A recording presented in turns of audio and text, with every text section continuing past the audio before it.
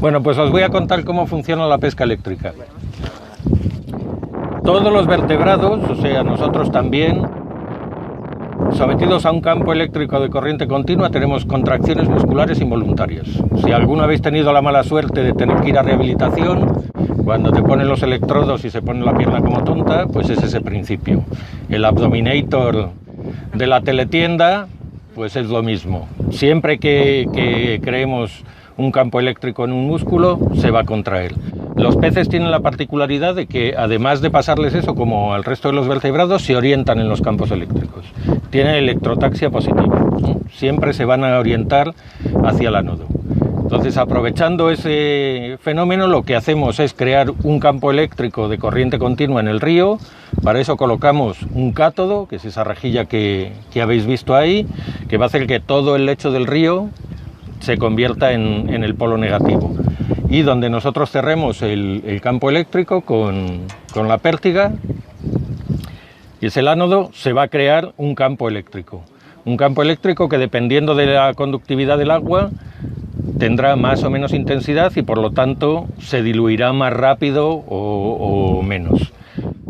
Lo que pretendemos es crear una diferencia de potencial entre la cabeza y la cola del pez.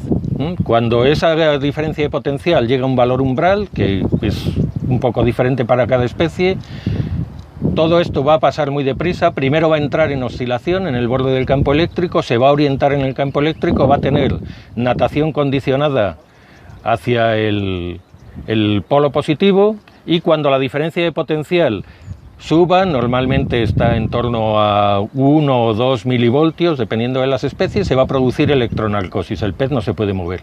En ese momento es cuando nosotros lo cogemos.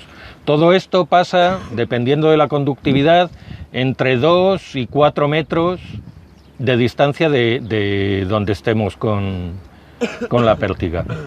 En el momento que cesa el campo eléctrico, cesa el efecto, y si todo lo hemos hecho bien, el pez vuelve a recuperar el comportamiento ordinario.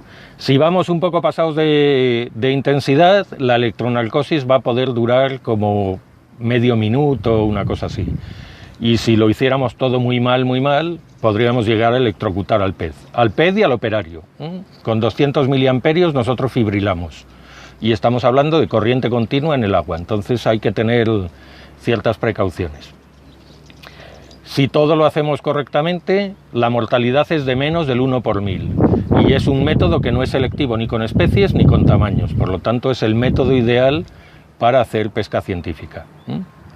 Entonces vamos a intentar ahora hacerlo. ¿Cómo creamos todo eso? Pues tenemos un generador de corriente alterna con la potencia suficiente, un rectificador que nos va a convertir la corriente alterna en corriente continua, y un regulador que nos va a permitir ajustar la intensidad de corriente, o sea, realmente la tensión de salida, para obtener la intensidad que nosotros queremos, que normalmente aquí trabajamos con menos de medio amperio, es lo ideal.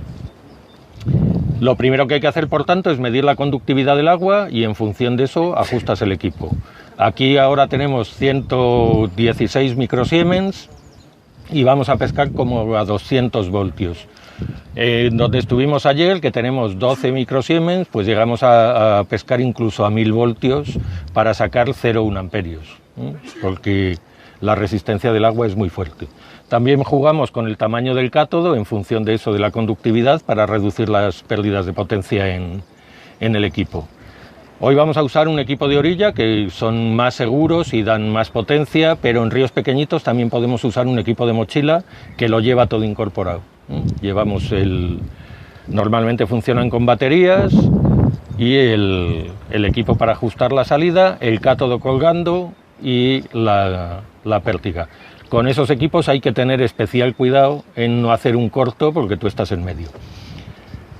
Y dicho esto, los que os animéis, pues vamos a intentar sacar algo. Lo que saquemos lo vamos a mantener en tanques con oxígeno en saturación, que podemos tener los peces todo el tiempo que queramos fuera, y luego vamos a intentar marcarlos. Y del marcaje, si tenemos suerte, os lo cuento luego, y si no, echamos una teórica.